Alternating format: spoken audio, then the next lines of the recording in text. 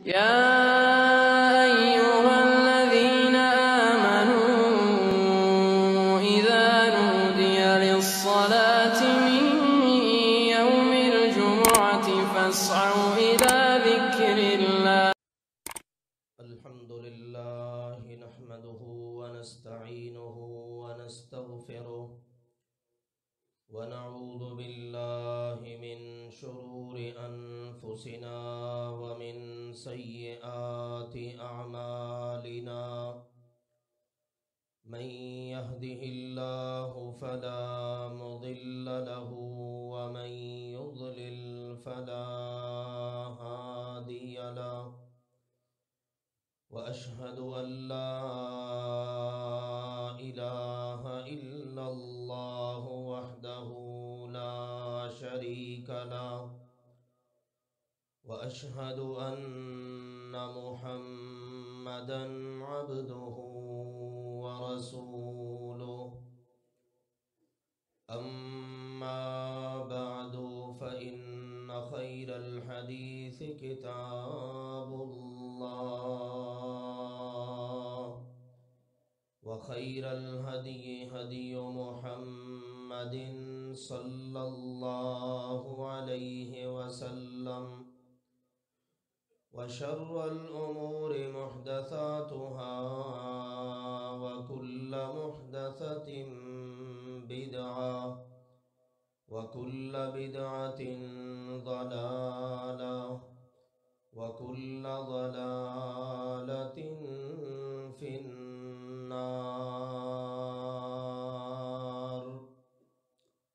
يا أيها الذين آمنوا اتقوا الله حق تقاته ولا تموتن إلا وأنتم مسلمون. يا أيها الناس اتقوا ربكم الذي خلقكم من نفس واحدة وخلق منها زوجها، وبث منهما رجالا كثيرا ونساء. واتقوا الله الذي تساءلون به والأرحام، إن الله كان عليكم رقيبا. يا أيها الذين آمنوا اتقوا الله وقولوا قولا سديدا يصلح لكم أعمالكم ويغفر لكم ذنوبكم، ومن يطع الله ورسوله فقد فاز فوزا عظيما. أما بعد فأعوذ بالله من الشيطان الرجيم. بسم الله الرحمن الرحيم. يوم نقول لجهنم هل امتلأت وتقول هل من مزيد. وأزلفت الجنة للمتقين غير بعيد. هذا ما توعدون لكل أواب حفيظ. من خشي الرحمن بالغيب وجاء بقلب منيب. ادخلوها بسلام، ذلك يوم الخلود. لهم ما يشاءون فيها ولدينا مزيد وكم أهلكنا قبلهم من قرن هم أشد منهم بطشا فنقبوا في البلاد هل من محيص إن في ذلك لذكرى لمن كان له قلب أو ألقى السمع وهو شهيد وقال سبحانه وتعالى أم يحسدون الناس على ما آتاهم الله من فضله وقال جل وعلا ومن شر حاسد إذا حسد وقال رسول الله صلى الله عليه وسلم لا يجتمعان في قلب عبد الإيمان والحسد۔ اللہ ذوالجلال والإکرام نے ارشاد فرمایا ام یحسدون الناس علی ما آتاہم اللہ من فضلہ، کیا یہ یہودی لوگوں یعنی مسلمانوں سے صرف اس وجہ سے حسد کرتے ہیں کہ اللہ نے ان مسلمانوں کو اپنے فضل سے نواز رکھا ہے۔ دوسرے مقام پر اللہ سبحانہ وتعالی کا فرمان ہے وَمِن شَرِّ حَاسِدٍ إِذَا حَسَدَ۔ میرے پیغمبر، جب آپ نے مختلف چیزوں سے اپنے رب کی پناہ میں آنا ہے تو ان میں ایک سوال یہ بھی کرنا ہے کہ اے میرے رب، میں تیری پناہ میں آتا ہوں حاسد کے شر سے، حسد کرنے والے کے شر سے، کہ جب وہ حسد کرے۔ اللہ کے حبیب سیدنا محمد کریم صلی اللہ علیہ وآلہ وسلم نے فرمایا لا یجتمعان فی قلب عبد، کسی بھی بندے کے دل میں دو چیزیں کبھی اکٹھی نہیں ہو سکتی، الایمان والحسد، ایک ایمان ہے اور دوسری چیز حسد ہے۔ ذکر چل رہا ہے خطبات جمعۃ المبارک میں حسد کی سنگینی کا۔ اس سے قبل ہم اللہ کی توفیق سے یہ جان چکے ہیں حسد کس قدر خطرناک چیز ہے کہ بندے کے دین کا ہی صفایا کر دینے والی یہ بری خصلت اور عادت ہے۔ اسی طرح حسد کرنا یہودیوں کا کام، منافقین کا کام، مشرکین مکہ کا کام تھا اور ہے، لیکن ایک مسلمان اور مومن کے لیے یہودیوں کی روش پہ چلنا، منافقوں کی روش پہ چلنا، یا ماضی کے مشرکوں یا موجودہ دور کے مشرکوں کے طرز عمل کو اختیار کرنا، یہ کسی بھی لحاظ سے مناسب نہیں۔ آج اللہ کی توفیق سے میں آپ کے سامنے حسد کی سنگینی اور مذمت کے متعلق چند ایک احادیث ذکر کرنے کے بعد اس کے کچھ اسباب اختصار سے ذکر کروں گا، پھر ان کے نقصانات کیا ہیں اس کو ذکر کروں گا، اور آخر میں انشاءاللہ العزیز قرآن و حدیث سے بڑی دلچسپ احادیث سے اس کا علاج آپ کی خدمت میں رکھوں گا۔ اور آج انشاءاللہ العزیز ہم اس موضوع کو اللہ کی توفیق سے مکمل کر لیں گے۔ اللہ ذوالجلال والاکرام ہم سب کو علم نافع عطا فرمائے اور عمل کرنے کی اللہ ہم سب کو توفیق عطا فرمائے۔ رسول اکرم صلی اللہ علیہ وآلہ وسلم کا فرمان مبارک ابھی آپ نے ملاحظہ کیا، جسے شیخ البانی رحمہ اللہ تعالی نے صحیح الجامع میں ذکر کیا ہے کہ رسول اللہ صلی اللہ علیہ وآلہ وسلم نے فرمایا لا یجتمعان فی قلب عبد، کسی بھی بندے کے دل میں دو چیزیں اکٹھی نہیں ہو سکتی، ان کا آپس میں اتنا اختلاف ہے کہ اگر ایک چیز ہے تو دوسری نہیں، دوسری ہے تو پہلے والی نہیں۔ ممکن ہی نہیں ہے کہ کسی بندے کے دل میں یہ دونوں چیزیں جمع ہو جائیں۔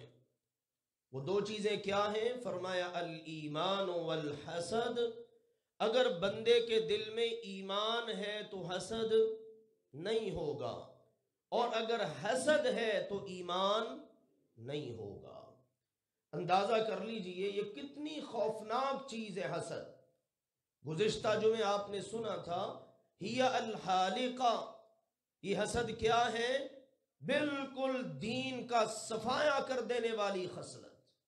اور اب دیکھ لیجئے ایمان کے منافی، اور یہ پچھلے جمعے بھی آپ نے سماعت کی بات لا تدخلوا الجنت حتی تؤمنوا، ہمارے پیارے نبی کریم صلی اللہ علیہ وسلم نے فرمایا تم اس وقت تک جنت میں جا ہی نہیں سکتے جب تک تمہارے دل میں ایمان نہ ہو۔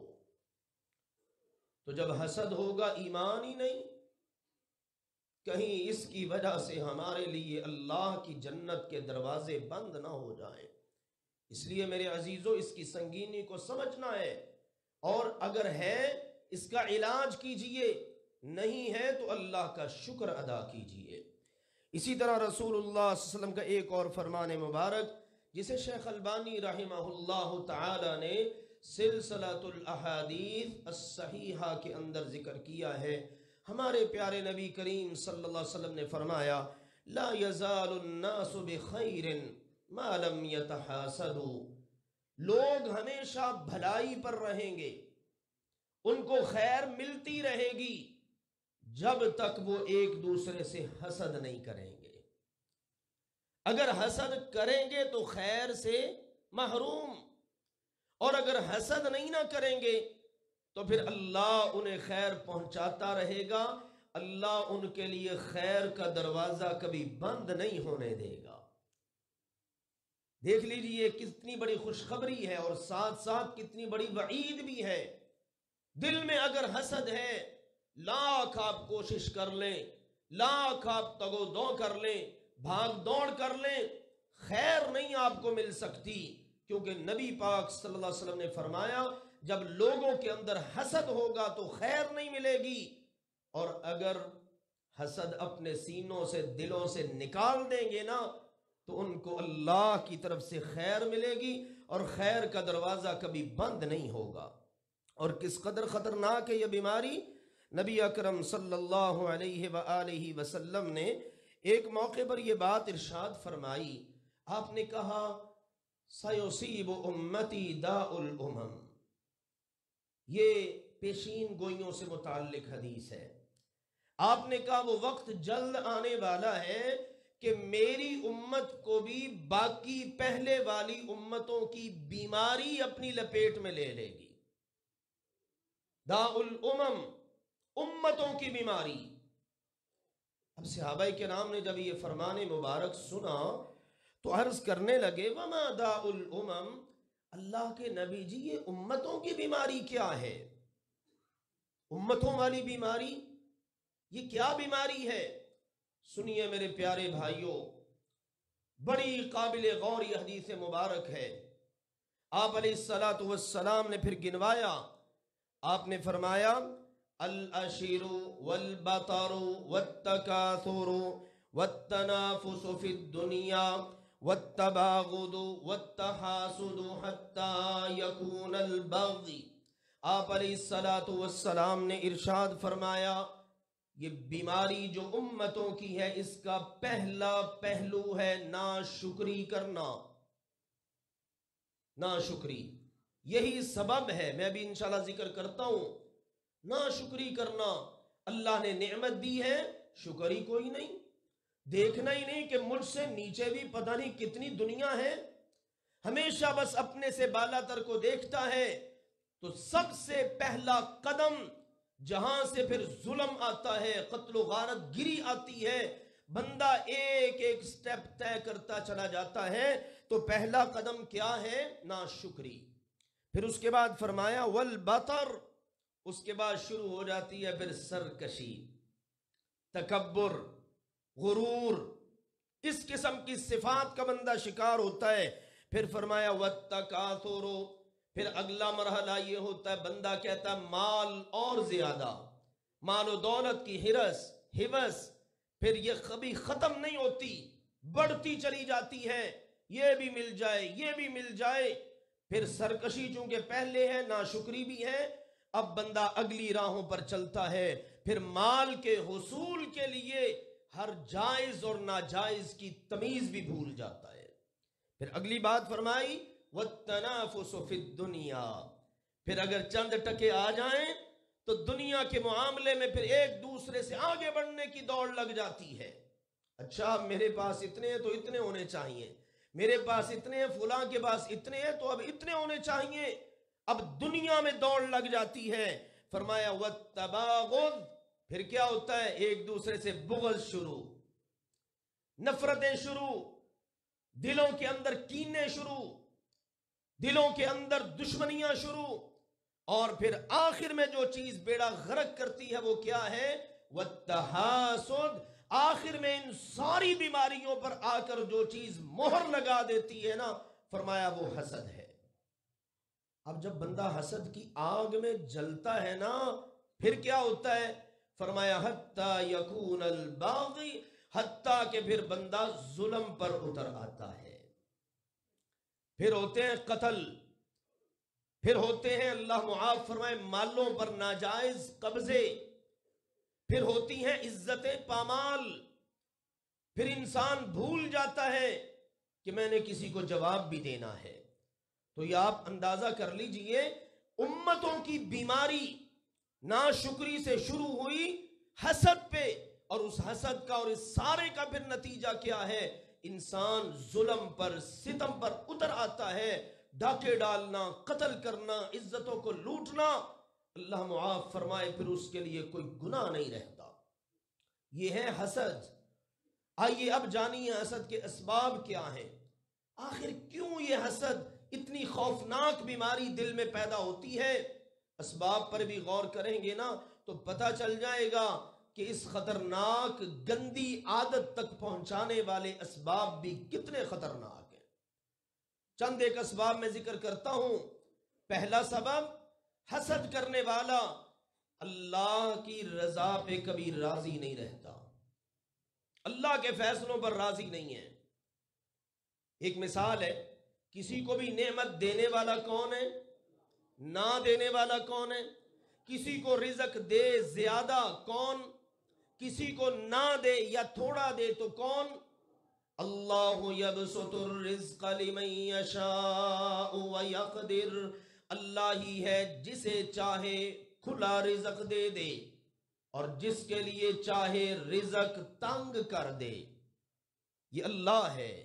حسد کرنے والا اللہ کی تقسیم پہ راضی نہیں ہوتا ہے، وہ اللہ کی تقسیم پہ راضی نہیں کہ اللہ سبحانہ و تعالی نے فلاں کو دے دیا ہے، چلو مجھے نہیں ملا کوئی بات نہیں، میرے اللہ کی تقسیم ہے، نہیں، اس کے دل میں حسد ہوتا ہے، اس کو کیوں ملا ہے، یہ اللہ کا فیصلہ ہے نا، اس کو زیادہ کیوں ملا ہے، مجھے کیوں نہیں ملا۔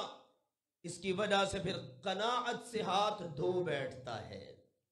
یہ دوسرا سبب ہے، اپنے پاس جو نعمتیں ہیں نا وہ حقیر نظر آئیں گی، معلوم ہی ہوگا یار میرے پاس تو کچھ بھی نہیں ہے، وہ فلاں تو بڑی عیش کر رہا ہے، بڑی موجیں کر رہا ہے، حالانکہ نبی اکرم صلی اللہ علیہ وسلم نے فرمایا انظروا الى من هو اسفل منكم ولا تنظروا الى من هو فوقكم فهو اجدر الا تزدروا نعمت اللہ علیکم۔ میرے امتیوں ہمیشہ اپنے سے کم تر کو دیکھنا، اپنے سے بالا تر کو نہ دیکھنا۔ کچا مکان ہے تو پکے مکان والے کو نہ دیکھنا، 5 مرلے میں رہتے ہو تو 10 مرلے کنالوں میں پھیلے ہوئے بنگلے کوٹھیاں نہ دیکھنا، کمتر کو دیکھنا۔ کچا مکان ہے تمہارا، کتنے ہیں جو بیچارے جھونپڑیوں میں رہتے ہیں؟ 5 مرلے کا مکان ہے تمہارا، کتنے ہیں جو بیچارے سڑکوں پر راتیں گزارتے ہیں؟ یہ جو سردیوں کا موسم گزرا، اس میں بھی کیا دلوں کو ہلا دینے والی تصویریں آپ نے نہ دیکھی؟ بارشوں کا موسم ہے، فٹ پاتھ پہ بیچارے، بعض یتیم، بعض گھروں سے بے گھر، اس ٹھٹھرتی رات کے اندر، بارش کے موسم کے اندر وہ اپنی راتیں گزار رہے ہیں، اور ہم گرم نرم بستروں پر وہاں پر بھی اللہ کا شکر ادا نہیں کرتے۔ ہمارے پیارے نبی نے فرمایا ہمیشہ اپنے سے کمتر کو دیکھنا، اوپر والے کو نہ دیکھنا کہ تم سے بالا تر کے پاس اتنا کچھ ہے۔ فرمایا جب تم یہ کرو گے نا تو بہت بڑا فائدہ ہوگا۔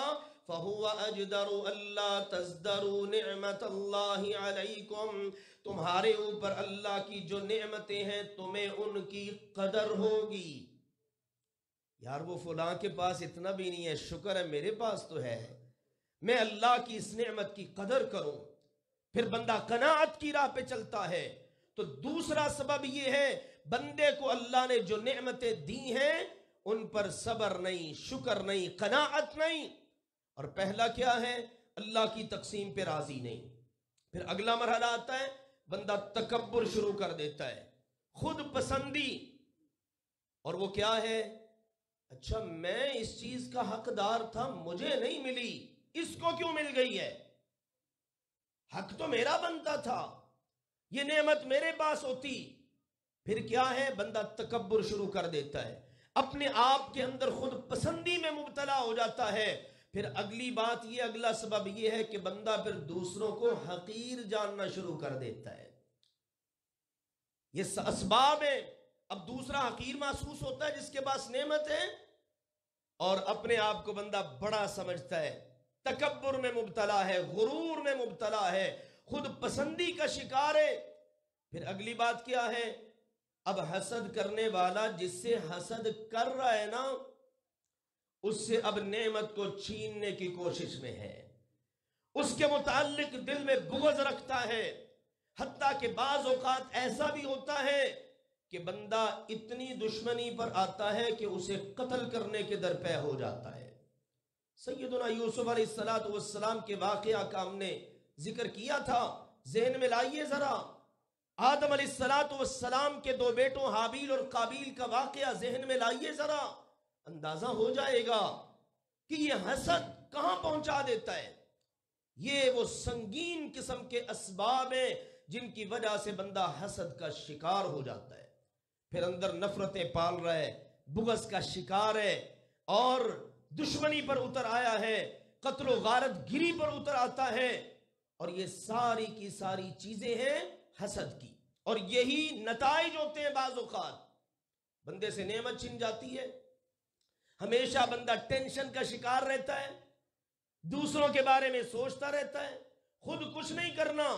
ہونا تو یہ چاہیے نا، کسی کے پاس نعمت دیکھی ہے، اللہ تیرا شکر ہے اس کے پاس ہے، چلو یار میں بھی محنت کرتا ہوں، میں بھی اسی طرح اللہ سے نعمت حاصل کرتا ہوں۔ نہیں، وہ یہ نہیں کرتا حسد کرنے والا۔ وہ ہر وقت یہ سوچتا ہے اس کے پاس نعمت ہے، چھنے گی کیسے، اس کا سکون کیسے خراب کروں گا۔ بس انہی کے اندر حاسد جو ہے نا، وہ اپنی زندگی کے اوقات، لمحات وہ برباد کرتا چلا جاتا ہے، ضائع کرتا چلا جاتا ہے۔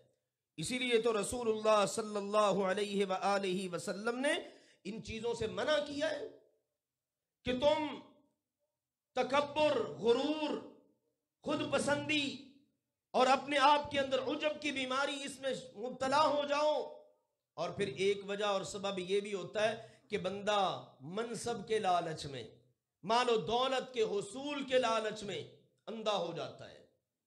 اللہ کے نبی صلی اللہ علیہ وسلم نے فرمایا، آدم کے بیٹے کو اگر 2 وادیاں بھی دولت کی مل جائیں نا، 2 وادیاں، لَوْ كَانَ لِابْنِ آدَمَ وَادِيَانِ مِن مَالٍ، مال کی 2 وادیاں بھی مل جائیں، 2 سلطنتیں بندے کے پاس ہوں، پھر بھی بندے کا پیٹ نہیں بھرتا، پھر بھی ہرس ختم نہیں ہوتی۔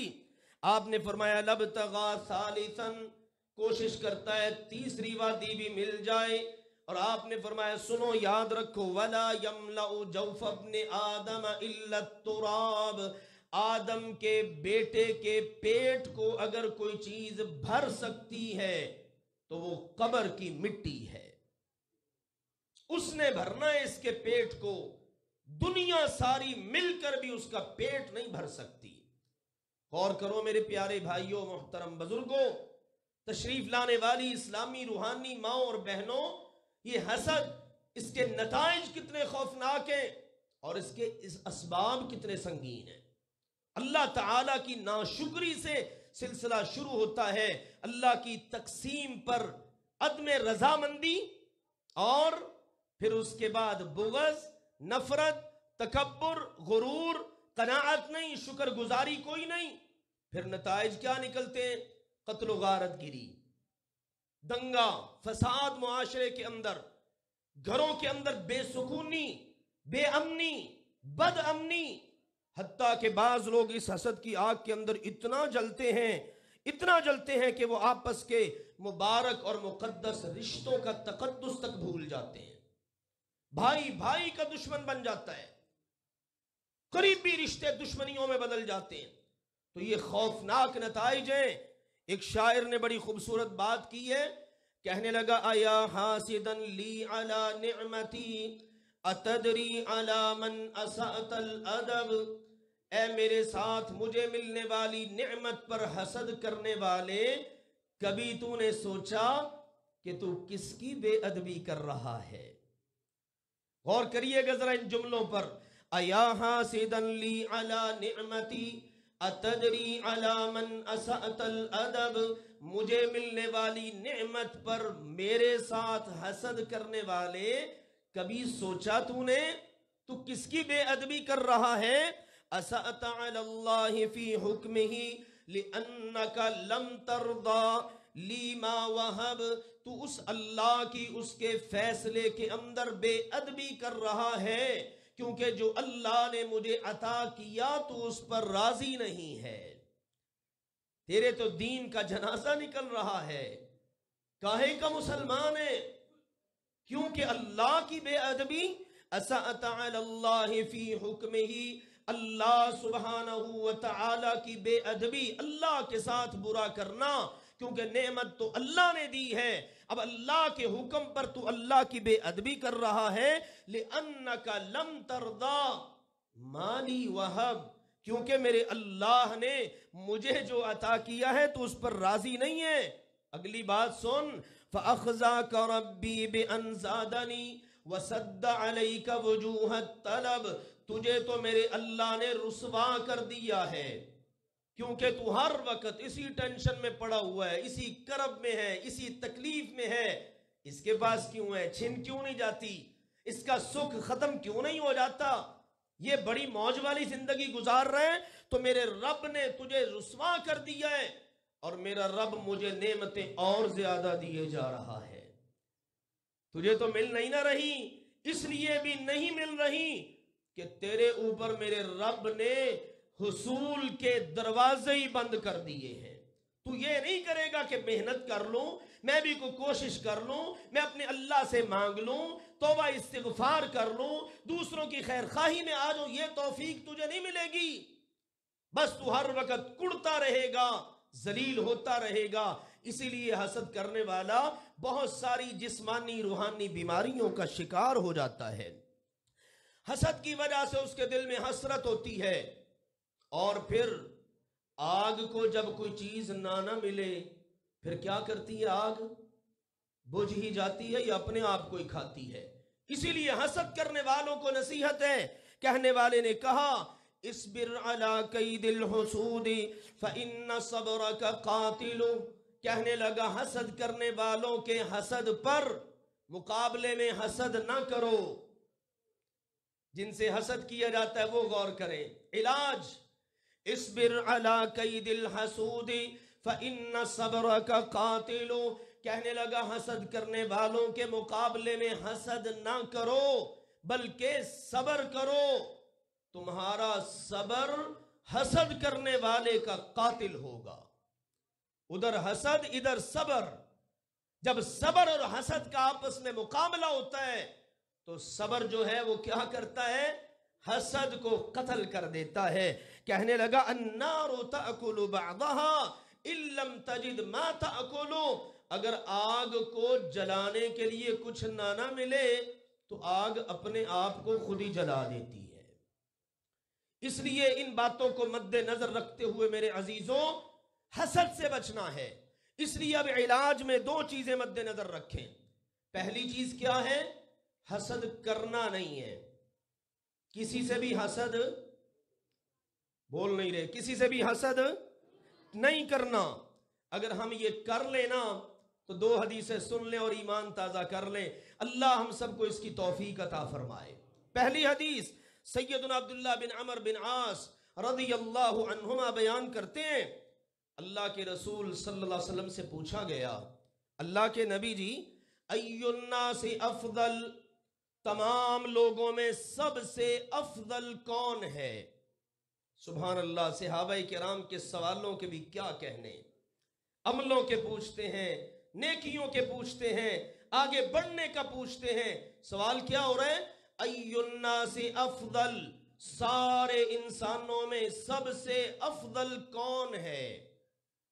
اللہ کے نبی صلی اللہ علیہ وسلم سے پوچھا گیا تو آپ نے دو باتوں میں جواب دے دیا، فرمایا کل مخموم القلب وصدوق اللسان، بس دو چیزیں، فرمایا وہ بندہ جس کے اندر دو صفتیں ہوں، نمبر ایک مخموم القلب ہو اور زبان کا سچا ہو۔ صحابہ کرام کہنے لگے اللہ کے نبی جی زبان کا سچا ہونا تو ہمیں سمجھ آ گئی، جب بولے سچ بولے، معاملہ کرے زبان پر پورا اترے، صدوق اللسان، زبان کا سچا ہے، لیکن اس کی سمجھ نہیں آئی جو آپ نے فرمایا مخموم القلب، یہ کیا ہے؟ سنو میرے پیارے بھائیوں، کون ہوتا ہے مخموم القلب؟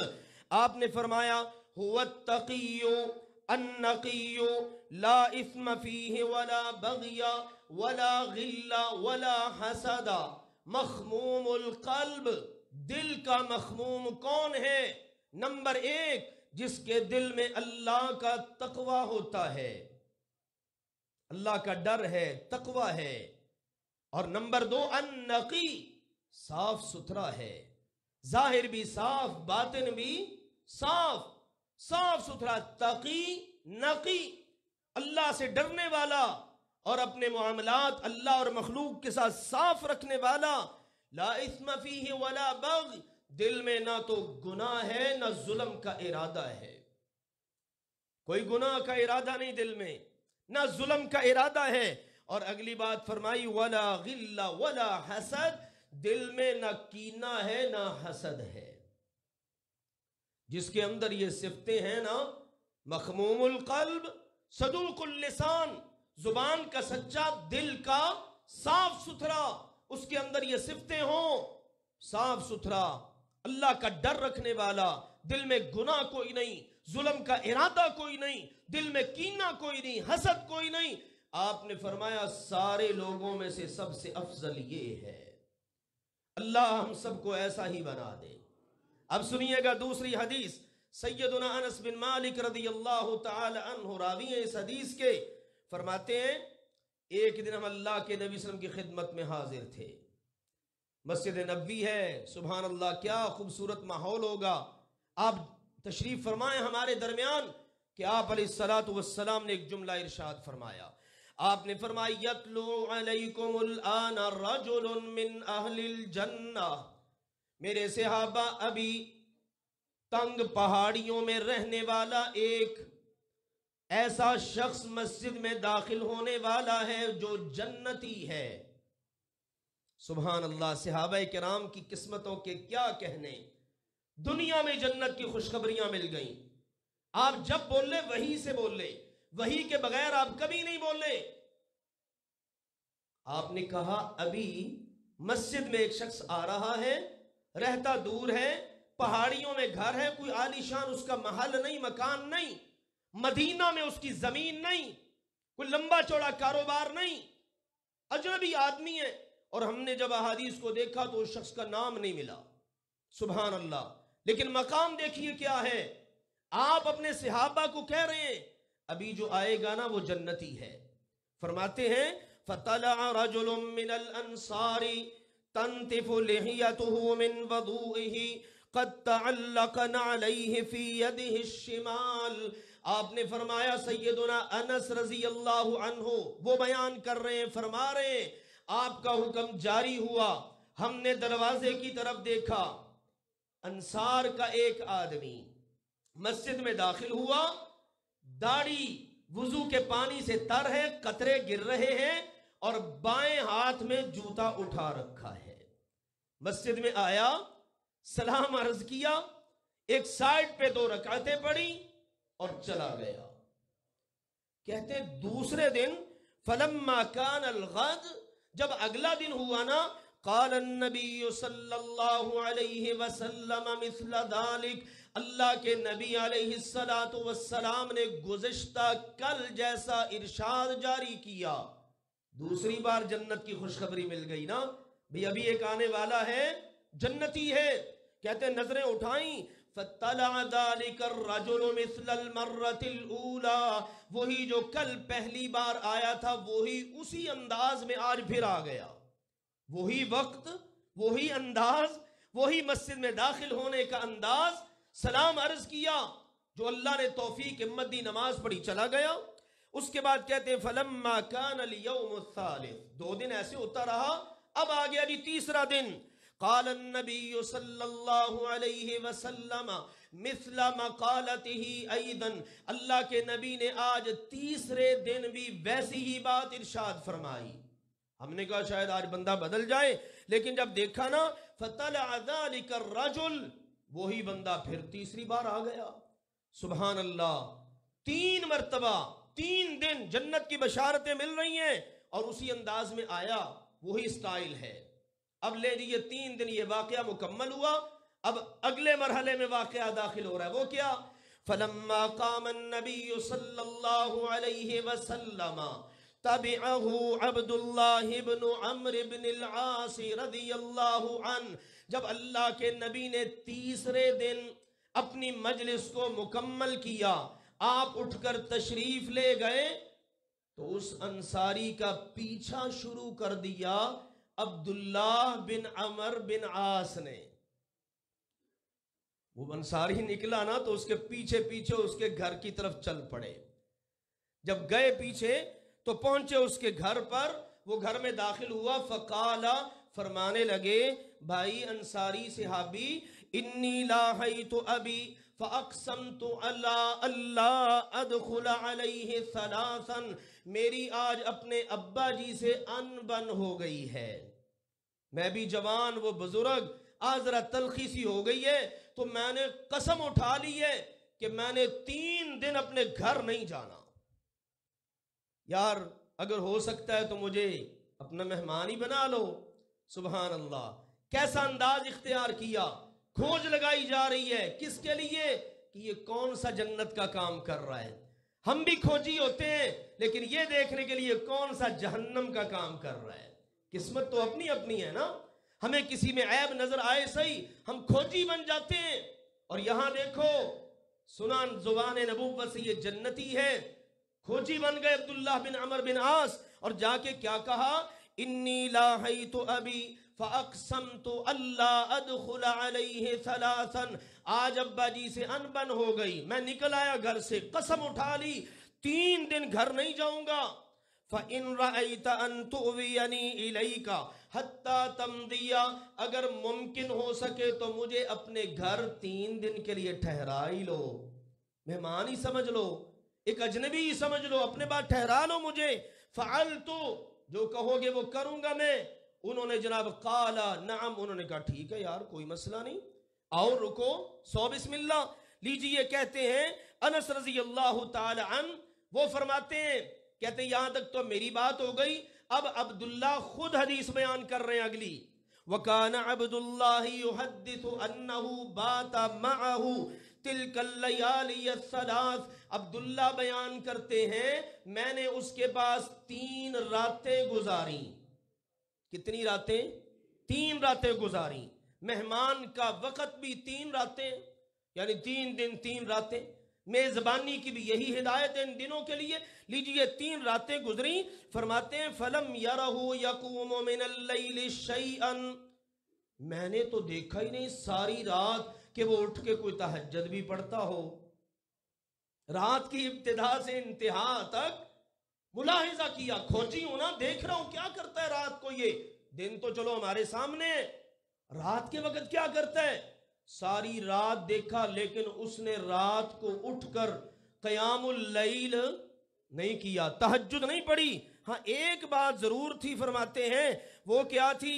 فرماتے ہیں غیر انہو اذا تعار وتقلب، جب بھی وہ کروٹ بدلتا یا جب بھی اس کی آنکھ کھلتی، سویا ہوا ہے نا بندہ، ہو جاتا ہے لمبی رات ہے، آنکھ کھلی، کروٹ بدلی، تو کہتے ہیں کیا کرتا؟ وَتَقَلَّبَ عَلَى فِرَاشِهِ ذَكَرَ اللَّهَ عَزَّ وَجَلَّ، اس کی آنکھ کھلتی یا کروٹ بدلتا تو اللہ کا ذکر کرتا۔ بس یہ اس کی صفت مجھے ایک نظر آئی۔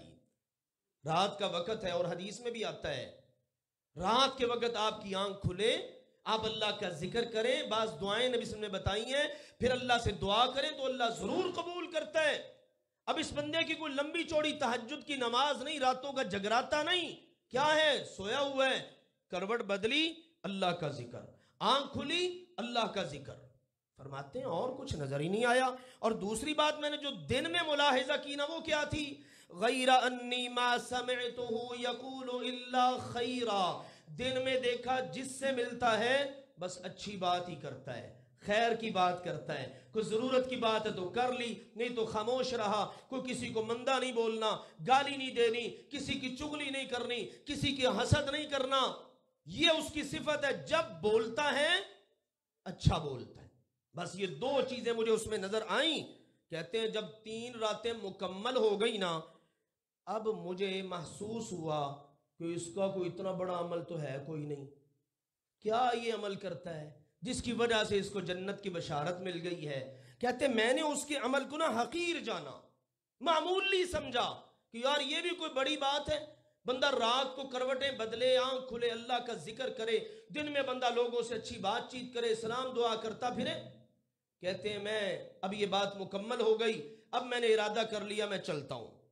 قلت، لیکن جانے سے پہلے میں نے اس کو ایک بات کہی، میں نے کہا نام میرا بھی عبداللہ ہے، تیرا نام مجھے پتہ نہیں، لیکن ایک بات ہے تجھے بھی میں عبداللہ ہی کہتا ہوں۔ یا عبداللہ لم یکن بینی و بین والدی غضب ولا حجر، بات یہ ہے کہ میری اور میرے ابا کی کوئی لڑائی نہیں ہوئی، ہو ہی نہیں سکتا کہ باپ بیٹا دونوں صحابی ہوں اور لڑ پڑیں، یہ آج کا زمانہ تھوڑا تھا، آج تو ہے نا، آج تو لڑائیاں ہیں گھروں میں، آج تو اولادیں ماں باپ کا قتل کر رہی ہیں معاذ اللہ، آج کا وہ دور نہیں، وہ مبارک دور۔ کہا میری اور ابا جی کی لڑائی بڑائی کوئی نہیں تھی آپس میں، نہ وہ غصے تھے، نہ میں نے گھر چھوڑا تھا، میں نے تو حقیقت کے اندر ایک چال چلی تھی۔ کیوں چلی بھئی چال؟ اس لیے چلی وَلَكِنِّي سَمِعْتُ النَّبِيَّ يَقُولُ كَذَا وَكَذَا، میں نے اللہ کے نبی سے اپنے کانوں سے وہ سنا جو تو نے نہیں سنا، تیری پیٹھ پیچھے نبی نے کہا تھا ابھی ایک آنے والا آئے گا وہ جنتی ہے۔ میرے کانوں میں 1 دن نہیں، 2 دن نہیں، لگاتار 3 دن یہ آواز بڑھتی رہی۔ اس وقت میں نے ارادہ کر لیا ان اعرف عملک، کہ اب میں تیرا عمل دیکھوں گا تو کیا کرتا ہے، تاکہ وہی عمل میں بھی کروں اور میرے لیے بھی نبی پاک کہہ دیں یہ بھی جنتی ہے۔ یہ ہے میرے عزیزوں کرنے والا کام، اس کی ٹوہ میں رہا کرو، یہ کیا کرو۔ لیکن پیارے بات یہ ہے فَلَمْ أَرَكَ تَعْمَلُ عَمَلًا كَثِيرًا، مجھے تو تیرا کوئی لمبا چوڑا بہت زیادہ کوئی عمل نظر ہی نہیں آیا، تو میں مایوس ہو گیا ہوں اور سمجھ رہا ہوں تیرا عمل ہی کچھ نہیں، حقیر سا عمل ہے تیرا۔ اس نے کہا مجھے اب یہ بتا دے تیرا عمل کیا ہے، کس وجہ سے تو اس مقام پہ پہنچا ہے؟ سیدنا عبداللہ نے کہا ان کو وہ آگے سے کہنے لگا بھائی بات یہ ہے ما ہوا الا ما رأیت، وہی کچھ ہے جو تو نے دیکھ لیا ہے، دن بھی 3 تیرے سامنے، راتیں بھی 3 تیرے سامنے، جو تو نے دیکھ لیا بس وہی کچھ ہے، اس کے علاوہ تو کچھ بھی نہیں۔ کہتے ہیں فلما ولیت، میں نے کہا کہ چلو ٹھیک ہے چلتے ہیں، پھر پیٹھ پھیری واپس مڑا نا، چند قدم چلا تو دعانی، اس نے مجھے بلا لیا، لیجیے اب آنے لگا علاج اور فیصلہ، اس نے مجھے بلا لیا، بلا کے فقالا کہنے لگا ما ہوا الا ما رأیت، بات وہی ہے جو تو نے دیکھ لی ہے، لیکن ایک چیز وہ ہے جو کسی کو نظر آ ہی نہیں سکتی، وہ رب کو ہی نظر آتی ہے، کیونکہ دلوں کو دیکھنے والا کون ہے؟ اللہ۔ تو کہا جو تجھے نظر آیا نا ظاہری عمل میرا وہی ہے، صرف ایک بات ہے، کیا؟ غیر انی لا اجد علی احد من المسلمین فی نفسی غشا ولا حسدا علی خیر اعطاہ اللہ ایاہ، میرے بھائی بات اگلی یہ ہے، میں کسی بھی مسلمان سے اپنے دل میں کینہ، حسد، دھوکہ، فراڈ، اس کے بارے میں بالکل سوچتا بھی نہیں ہوں۔ کسی کو اللہ نے کوئی نعمت دی ہے، خیر دی ہے، کاروبار دیا ہے، مال دیا ہے، حسن دیا ہے، نعمتیں عطا کی ہیں، میں نے کبھی کسی مسلمان کے متعلق اپنے دل میں نہ غش رکھی ہے، خیانت، دھوکہ، اور نہ حسد رکھا ہے، بس یہ ہے۔ اب اس کو کون دیکھے؟ صرف اللہ، ہمیں تو نظر آ ہی نہیں سکتا دل۔ لیجیے انہوں نے یہ جملہ بول دیا، کہتے ہیں کوئی بھی مسلمان اس کے پاس میں کوئی بھی نعمت دیکھ لوں، اللہ نے اس کو دی ہے نا، خیر، خوشی، بھلائی، تو میں نے کبھی کسی مسلمان سے حسد نہیں کیا، نہ میں نے دھوکے کا سوچا، نہ فراڈ، نہ 2 نمبری، نہ خیانت، نہ بددیانتی۔ سنو اب میرے عزیز و صحابی رسول عبداللہ بن عمر بن عاص کا آخری جملہ، قال عبداللہ رضی اللہ عنہ فرمانے لگے فقلت له، میں نے اس سے کہا ہی التی بلغت بک وہی التی لا نطیق، میرے بھائی یہی وہ چیز ہے جس کو تو نے پا لیا ہے، اور ہم میں تو اتنی طاقت نہیں ہے، ہم سے نہیں ہوتا، تو نے کر لیا، تیری نمازیں نہیں، تیرے نوافل نہیں، وہ ایک الگ سے ہیں، تیری باقی کے اعمال نہیں، یہ وہ چیز ہے جس کو تو نے پا لیا ہے، اور ہم سے یہ ہوتی کوئی نہیں، یہ تو نے پا لی، تجھے نبی پاک نے مسجد نبوی میں بیٹھ کر 3 دن جنت کی بشارت دی ہے۔ تو میرے عزیزو، پہلا علاج کیا ہوا؟ حسد نہیں کرنا، سمجھ رہے ہیں؟ کسی سے حسد نہیں کرنا۔ میں نے پہلے بھی بتایا تھا، کسی کے پاس نعمت دیکھو تو کیا کرو؟ اللہ اس کو مبارک کرے، اپنا بھی دل چاہتا ہے مجھے بھی ملے، اللہ مجھے بھی عطا فرما، تو اس کو دے سکتا ہے تو مجھے بھی تو دے سکتا ہے نا، اللہ سے مانگیے، دل سے حسد کو کھرچ دیجئے۔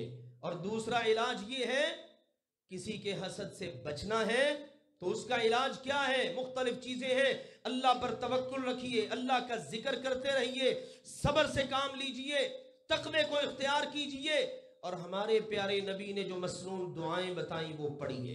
اللہ کے نبی صلی اللہ علیہ وسلم پہلے نا بڑی دعائیں پڑھتے تھے، پھر جب اللہ نے سورۃ الفلق اتار دی، سورۃ الناس اتار دی، پھر آپ زیادہ یہی پڑھا کرتے تھے۔ سورۃ الفلق میں کیا ہے؟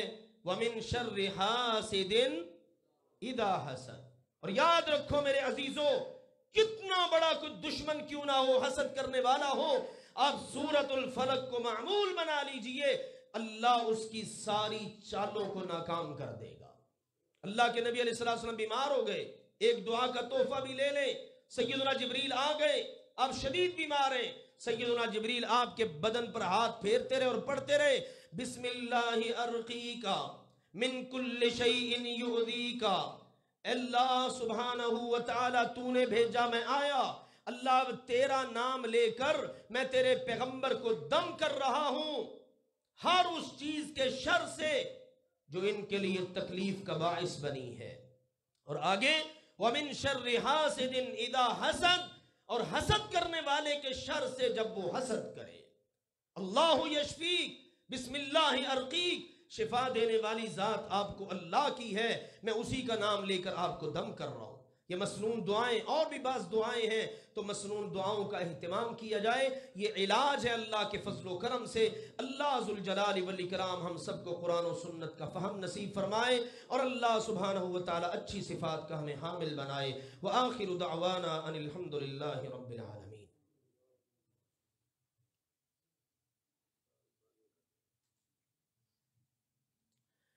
الحمدللہ نحمده ونستعینه ونستغفره ونعوذ بالله من شرور أنفسنا ومن سيئات أعمالنا، من يهده الله فلا مضل له ومن يضلل فلا هادي له، وأشهد أن لا إله إلا الله وحده لا شريك له، وأشهد أن محمدا عبده ورسوله. أما بعد فإن خير الحديث كتاب الله، وخير الهدي هدي محمد صلى الله عليه وسلم، وشر الأمور محدثاتها، وكل محدثة بدعة، وكل بدعة ضلالة، وكل ضلالة في النار. أما بعد، آج کچھ وقت اگرچہ زائد ہو گیا لیکن یہ موضوع ہمارا الحمدللہ مکمل ہوا۔ اس میں آخر میں یہ عرض کروں گا، پہلی بات میرے عزیزو، ہم نے حسد نہیں کرنا۔ دوسری بات یہ ہے، کسی نے اگر ہم سے حسد کیا ہے یا کر رہا ہے، بعض اوقات پتہ ہوتا ہے، بعض اوقات نہیں بھی پتہ ہوتا۔ اہل علم نے حسد کرنے والوں کی بعض حرکات، سکنات، چہرے کے اتار چڑھاؤ، آنکھوں کا سٹائل دیکھنے کا، یہ مختلف چیزیں ذکر کی ہیں جن سے اندازہ ہو جاتا ہے بندے کو۔ تو اس کے حوالے سے ایک تو دعاؤں کا اہتمام، دوسری ایک حدیث سن لیجئے، نبی اکرم صلی اللہ علیہ وسلم نے فرمایا، استعینوا علی قضاء حوائجکم بالکتمان، اپنی ضروریات کو چھپا کر پورا کرنے میں مدد حاصل کرو۔ اپنی ضرورت پوری کرنی ہے نا تو چھپا کے رکھو، ڈنڈورا نہیں پیٹو، ڈھول نہ بجاتے پھرو، سب کو بتاتے پھرو میں یہ کرنے لگا ہوں، میرا یہ کام ہے، میں فلاں ہے، کچھ نہیں، خاموش رہو، بالکل چھپا کے اپنی ضرورتوں کو پوری کرو۔ فرمایا فَإِنَّ كُلَّ ذِي نِعْمَةٍ مَحْسُودٌ، ہر نعمت والے سے کوئی نہ کوئی حسد کرنے والا ضرور ہوتا ہے۔ ہر نعمت والے سے ہم نے دیکھا ہے، بھائی کا بچہ آگے نکل رہا ہے پڑھائی میں، اس سے حسد شروع ہو گیا، ہمارا بچہ کیوں نہیں پڑھ رہا، اس کا کیوں پڑھ رہا ہے، حسد شروع ہو گیا۔ بچوں سے حسد، اندازہ کر لیجئے۔ تو یہ اللہ کے نبی صلی اللہ علیہ وسلم کا فرمان ہے، ہر نعمت والے سے حسد کرنے والا ضرور ہوتا ہے۔ تو اپنے اوپر ہونے والی اللہ کی نعمتوں کو چھپا کے رکھو، ضروریات کو بالکل چھپا کے مخفی انداز میں پورا کرو، انشاءاللہ اللہ تعالی حاسدوں کے حسد سے ضرور بچائے گا۔ اللہ سبحانہ وتعالی کی بارگاہ میں دعا ہے، اللہ تعالی ہمیں اچھی صفات کا حامل بنائے، ہر بری صفت سے محفوظ فرمائے۔ وآخر دعوانا ان الحمدللہ رب العالمین۔